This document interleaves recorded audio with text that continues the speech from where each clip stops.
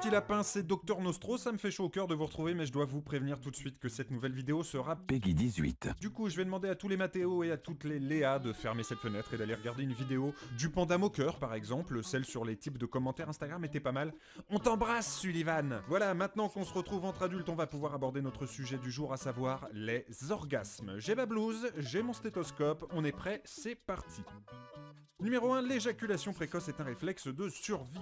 38% des Français déclarent connaître de temps en temps ce petit souci de rapidité, mais pas de quoi avoir honte les mecs.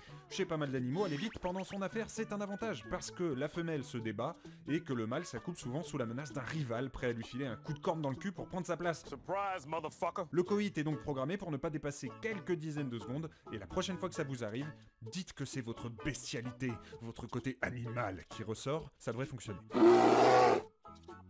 Numéro 2, la durée moyenne de l'orgasme féminin est de 20 secondes. Comme l'indique très bien le moyenne, dans durée moyenne, 20 secondes c'est une moyenne, voilà. Un orgasme féminin peut durer jusqu'à 60 secondes quand un orgasme masculin est généralement compris entre 5 et 15 secondes. Pour vous faire une idée, on va vous jouer un orgasme masculin. Et maintenant un féminin.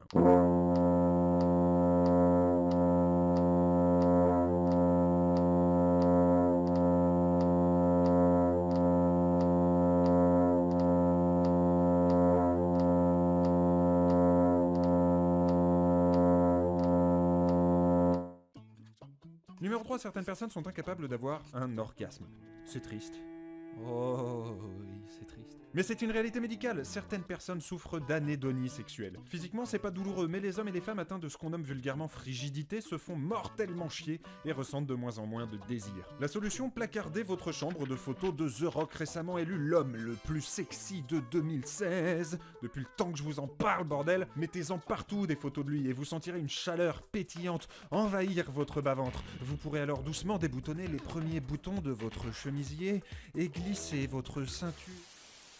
Numéro 4. Une femme peut avoir un orgasme juste par la stimulation de ses tétons. La règle la plus importante quand on parle de cul, c'est de ne pas faire de généralité. Nope! On estime que seulement 24% des femmes peuvent atteindre un orgasme dit sensoriel lié à l'unique stimulation des tétons, ce qui n'est pas surprenant quand on sait qu'il y a plus d'une centaine de terminaisons nerveuses dans un seul téton et que sa stimulation libère de l'ocytocine, vulgairement appelée l'hormone du plaisir. C'est pas une raison pour vous tripoter les mamelons maintenant les gars, vous ferez ça plus tard, merci.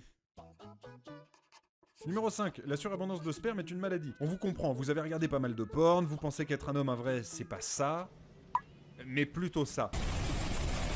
Sauf que produire trop de eh ben c'est une maladie, même que ça s'appelle la spermatorrhée, et qu'elle est due à une inflammation de la prostate. Alors je vous passe les détails, mais je peux vous assurer que ça n'a rien de sexy.